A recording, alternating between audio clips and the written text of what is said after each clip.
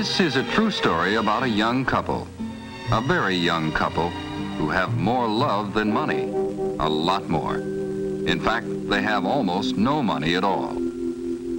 They live here, at the top of this walk-up, where rents are low and the plumbing antiquated.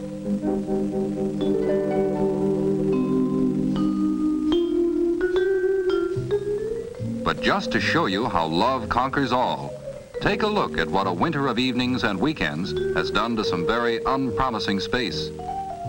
Jack and Jill, we'll call them that, it's not their real name, moved in when it looked like this. And all the furniture they had was these few hand-me-downs. A pair of miserable end tables, a funny old chair from a second-hand shop, a record player from Jack's aunt, some wicker chairs, same source, and this desk covered with many coats of paint. Jill knew that planning was essential if she was going to make every penny count, so she and Jack spent many hours searching for information, studying the ideas other people had developed. The space was long and narrow, with entrance door here, closet here, kitchen door here. The plan was simple. Room divider here, making this area cozy for conversation, music, TV. Dining here when there were guests by adding leaves to the table here. They had all the furniture they actually had to have except sofas, which would double as beds. The problem was how to redecorate and refinish it. One of the booklets Jack read said it was easy to do it yourself, so he decided to give it a try. After all, he had nothing to lose.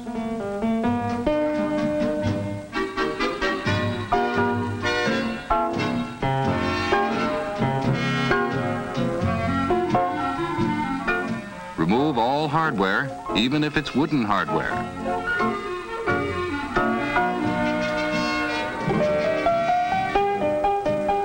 Place hardware in a small container of paint remover.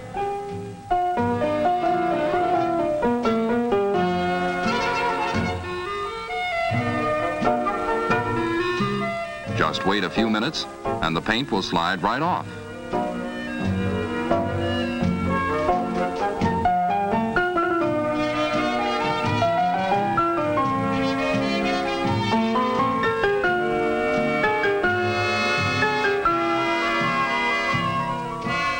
Spread remover generously on old finish. Don't brush out thin. Let the remover do the work.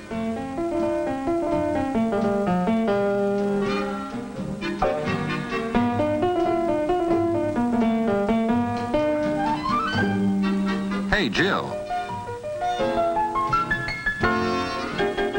He never saw anything like it. The paint just bubbles off.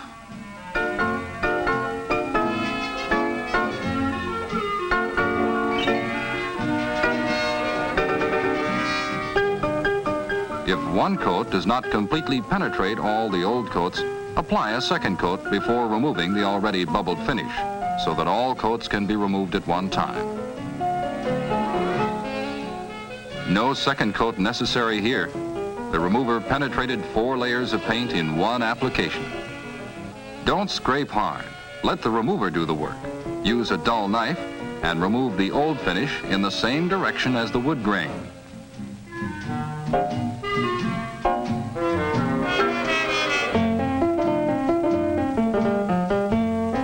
To remove finish from curved areas, use a fine bristled steel brush, steel wool, orange stick, or burlap.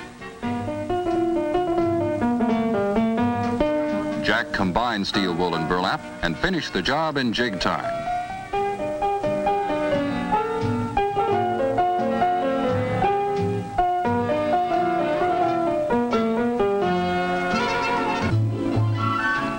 While Jack took paint off, Jill put it on. In fact, she became expert in the so-called French provincial finish. First, you spray on gold paint. Allow gold paint to dry overnight. Then, drag flat white paint across the gold in such a manner that gold streaks show through the white paint. You can use a brush or a sponge. For sofas, they decided to build platforms on which they would place foam mattresses. She learned to paint and she learned to sew. At least, she learned to sew well enough to make slipcovers. The desk was coming into the home stretch. A little remover on a pad of fine steel wool, and the beautiful grain of walnut shone through. Who could have ever covered such beautiful wood with paint? This piece really deserves the full treatment.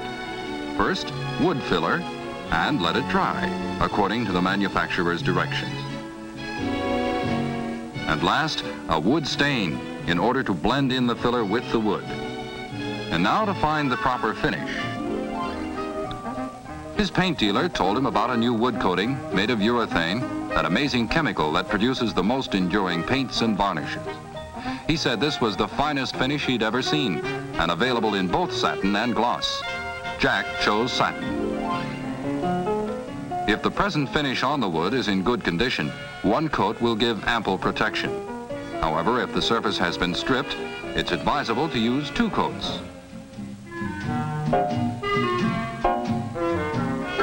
He brushed the finish on with a clean 2-inch brush.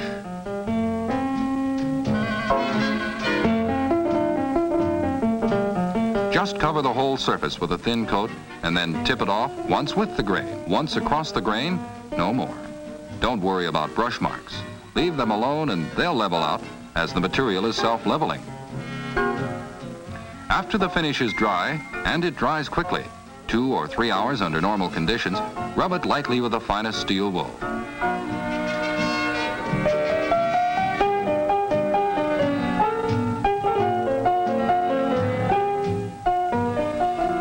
Then apply a second coat. Jack agreed with this paint dealer. This coating was the greatest. Easy to apply, impervious to stains, really great. The addition of interesting hardware was the crowning touch.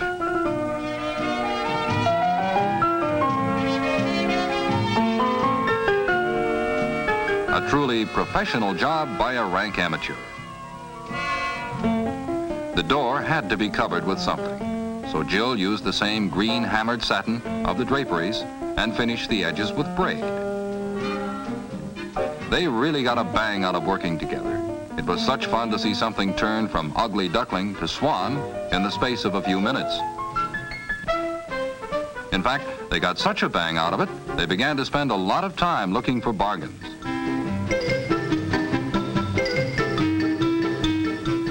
This was fun too, to find an unusual piece, a one-of-a-kind sort of thing, and give it a real decorator look.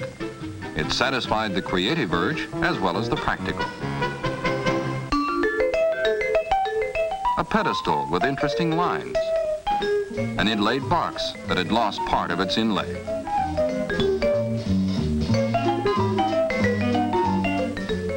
A Chippendale chair. Each had potential. The challenge was to bring it out.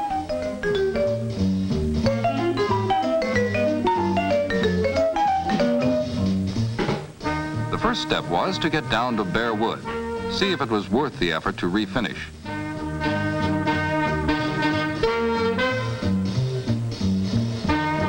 This Chippendale chair was definitely worth the effort. In fact, it turned out to be a real find. Jack learned that the new urethane finish was just as good for floors as it was for furniture. So he brightened up his steps with a couple of coats, both applied the same day, since it dries very fast, and it's not necessary to sand between coats.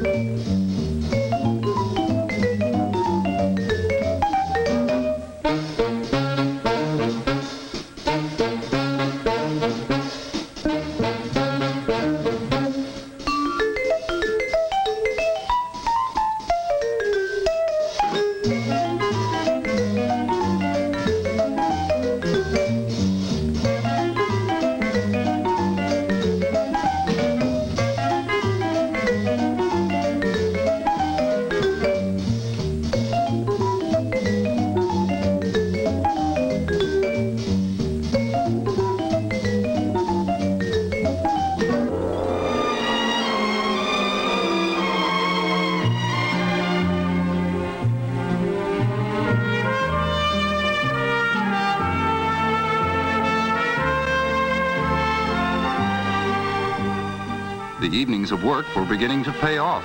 They'd spent under $100 for interesting pieces with potential.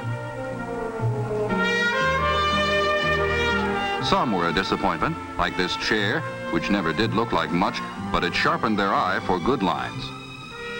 Most of the pieces were worth 5 times their cost after Jack and Jill had bubbled off the paint or varnish and uncovered their true beauty. The apartment has an individuality that it could never have had with new furniture. It has the stamp of their personality, their tastes, and their ingenuity. In fact, their ingenuity has developed to such a remarkable degree that now making something new from something old is a hobby that pays off in wonderful gifts or in new arrangements.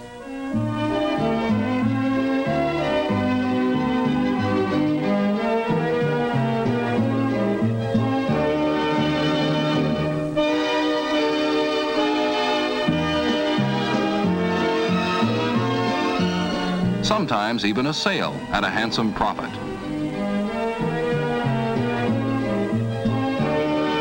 There are many books available on refinishing, but if you'd like this booklet that Jack and Jill found helpful, write to Box 568, Alliance, Ohio.